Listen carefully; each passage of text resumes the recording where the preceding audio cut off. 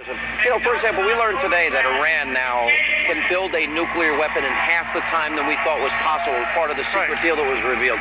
Then you look at Iraq, and they pulled out early, and cities that we fought, the Americans fought, bled, and died for, were turned over to ISIS, along with the financial resources of oil. Then Syria. Then, of course, the red line in the sand, red line in the sand there. The reset with Russia. Nothing seems to be working.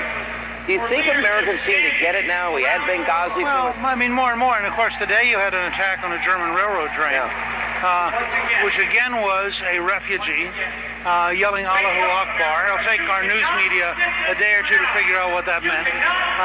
But I do think for the average American, there's a sense that things aren't working, that safety at home and safety abroad may well be the most important issue. Right. Because frankly, if you're going to get killed, then every other issue becomes secondary. But think how ahead of the curve he was on building the wall, immigration, not only for security but for jobs, and then taking on a very controversial issue that is if you grow up under Sharia and we're taking in refugees, do you really want to be an American? Do you really want to assimilate?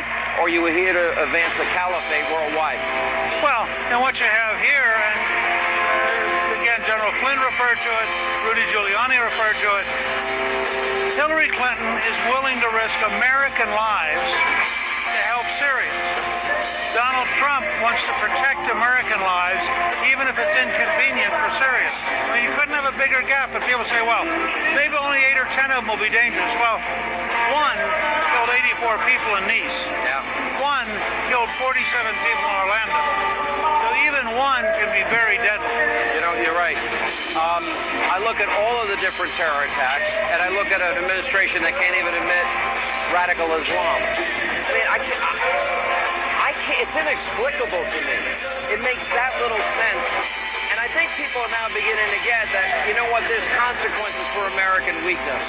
And I think people I talk to are getting the feeling like this is getting out of control.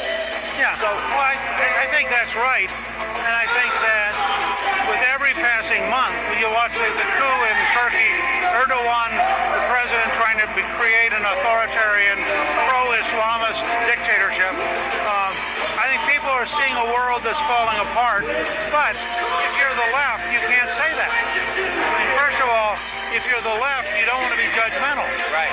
So who are you to describe these things? Why would Hillary want a 550% increase in refugees when our National Director of Intelligence, CIA Director, FBI Director, Assistant FBI Director, House Homeland Security Chair, and our Special Envoy to defeat ISIS said, oh, by the way, ISIS will infiltrate that refugee population. Why would you gamble with American lives?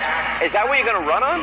Well, because I think she represents a party which is so totally committed to changing traditional America, so totally committed to drowning it in immigrants, so totally committed to being weak in the world, that you can't even discuss it with them. It's a basic belief system.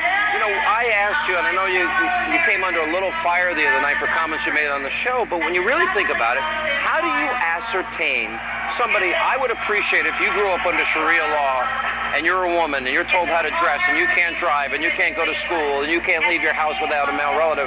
I think I would understand you wanting a breath of freedom. How do you ascertain